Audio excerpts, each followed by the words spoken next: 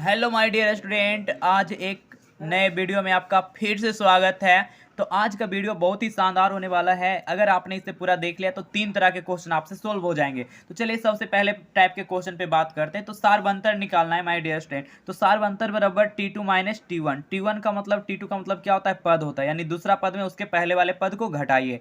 ठीक है, तो पहला क्वेश्चन था -10 -6 -2 2 का सारबंतर है। तो देखिएगा माय डियर स्टूडेंट, पहला ही टर्म हो गया -10, ये दूसरा टर्म हो गया। ठीक है, तो पहले दूसरा को लिखना है। तो -6 हम लिख दिए दूसरे टर्म को, फिर माइनस, फिर इसके पहले वाले टर्म तो -10।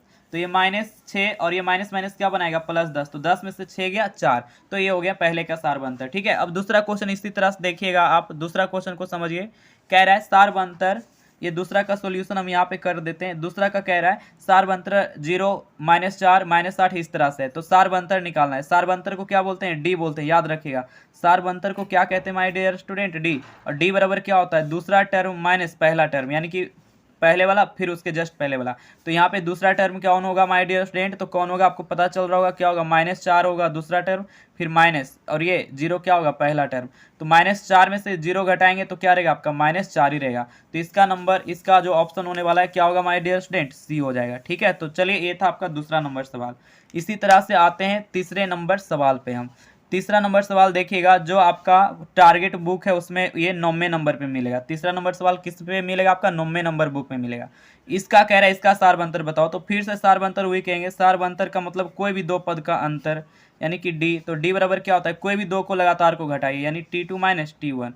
तो T2 कौन होगा? ये T1, ये T2 हो गया। T1 T2 T3 T4 इस तरह से। तो आपका क्या हो जाएगा माय डियर स्टूडेंट? यहाँ पे T2 क्या हो जाएगा आपका? 5/4 माइनस T1 क्या हो जाएगा आपका? 3/4। तो 4 हो जाएगा एलसीएम। तो 5 - 3 एलसीएम लेंगे तो ही रहेगा ना सब कुछ। तो ये 2/4 हो जाएगा, कटेगा तो कितना होगा आपका? 1/2। तो देखिए कौन सा ऑप्शन हो जाएगा आपका? सी नंबर हो जाएगा। क्या आ रहा है समझ में? ये घटाव वाला ही तो है क्वेश्चन सर। तो 3 नंबर क्वेश्चन हमने कंप्लीट कर लिया माय डियर स्टूडेंट। अब आते हैं चौथे नंबर के सवाल, जो काफ़ी आसान है और काफ़ी अच्छे हैं। देखिए सारबंतर ही होता है, लेकिन बहुत सारे बच्चे नहीं निकाल पाते क्योंकि अलग अलग टाइप के होते हैं क्वेश्चन। ठीक है, जैसे देखिए 4 नंबर के सवाल में आपसे क्या कह रहा है? √3 है, √12 है। तो आपका T2 यहाँ पे क्या हो जाएगा? √12 का काम करेगा। T1 कौन हो जाएगा? √3 होगा कि नहीं होगा? अब √12 का पहले ये तोड़ो, तो तोड़ेंगे तो क्या मिलेगा? 2 गुना 2 गुना 3 मिलेगा या नहीं मिलेगा? यानी कि इससे एक जोड़ा बन रहा है तो 2√3, यानी T2 आपका 2√3 है और आपका T1 √3 है। तो बोलिएगा सारबंतर, सारबंतर को डी बोलते हैं। अब जल्दी जल्दी लिख रहे हैं। T2 माइनस T1, डी बराबर T2 माइनस T1, डी बराबर T2 माइनस T1। तो T2 क्या आपका? 2√3 और माइनस √3। तो देखिए इसके ना आगे कोई भी परिमेय संख्या नहीं, तो 1 लगा सकते हैं। तो 2 में से 1 या 1 √3 बचेगा, और 1 कभी लिखते नहीं है तो क्या लिखेंगे? √3। यानी कि इसका सारबंतर क्या हो जाएगा माय डियर स्टूडेंट? क्वेश्चन 4 का जो सारबंतर हो जाएगा क्या हो जाएगा आपका? √3 हो जाएगा। तो ये नहीं कि आपको सारबंतर ही सब बच्चे निकाल पाते, नहीं निकाल पाते, इसलिए मैं आपको आसानी से धीरे धीरे करके बता रहा हूँ। पांचवा नंबर देखिएगा। पांचवा नंबर में सारबंतर कैसे निकालेंगे? पांचवा तो आसान है आपका। पांचवा में बोलिएगा T2 का काम कौन करेगा? तो T2 का काम दूसरा नंबर पे कौन है? देखिएगा 1/8 है। T1 का काम कौन करेगा? तो जो पहले होता है वो तो 0 हो जाएगा। होगा या नहीं होगा? तो यहाँ पे डी यानी सारबंतर, सारबंतर क्या होता है? T2 minus T1। तो क्या हो जाएगा? 1/8 -0। तो क्या हो जाएगा आपका? 1/8 ही हो जाएगा, 1/8। तो बोलिए समांतर श्रेणी 0 1/8 1/4 का सारबंतर क्या हो जाएगा आपका? 1/8 होगा। तो ये था आपका कैवा नंबर सवाल, पांचवा था। इसी तरह से आपका बहुत सारे सवाल हमने रखे हैं और हर तरह का इसमें सवाल को कोशिश किए जोड़ने का। जैसे देखिएगा छठा नंबर सवाल में कि सारबंतर क्या होगा। तो छठा नंबर को अगर हमें सोल्व करना है माय डियर स्टूडेंट, तो छठा में ये T1 का काम करेगा, ये क्या करेगा आपका? T2 का काम करेगा। करेगा या नहीं? हाँ बोलिए। तो T2 क्या होगा इसमें? बोलिएगा 3 + 2√2 हो जाएगा। ठीक है, T1 क्या हो जाएगा माय डियर स्टूडेंट? तो 3 + रूट होगा ना। ये T2 ये T1, T2 और T1 आ रहा है समझ में? T2 और T1। तो बोलिएगा अब यहाँ से हमें सारबंतर निकालना है डी। तो डी बराबर क्या होगा? T2 minus T1। तो T2 क्या है आपके पास? 3 + 2√2। फिर ये माइनस, ये क्या हो जाएगा आपका? T1 क्या होगा? तो 3 + √2। ठीक है, तो अब देखिएगा 3 + 2 रूट का 2 रूट, -3 और प्लस माइनस -√2। तो एगो 3 से तो एगो 3 कट गया प्लस माइनस होने के कारण, और ये 2 गो में से इसके आगे 1 है, तो 2 गो में से एगो रूट घटेगा तो एगो √2 बच जाएगा। तो क्या हो जाएगा इसका सारबंतर माय डियर स्टूडेंट? √2 हो जाएगा। क्या आ रहा है समझ में या नहीं आ रहा है समझ में? जरूर कमेंट में करके बताइएगा। ये था आपका छठा नंबर सवाल। सातवां देखिएगा माय डियर स्टूडेंट, सारे हम खुद ही सोल्व कर देते, उसके बाद आप भी सोल्व करिएगा, मिला लीजिएगा।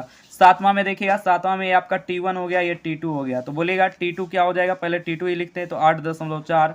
T1 क्या होगा? 8। ठीक है।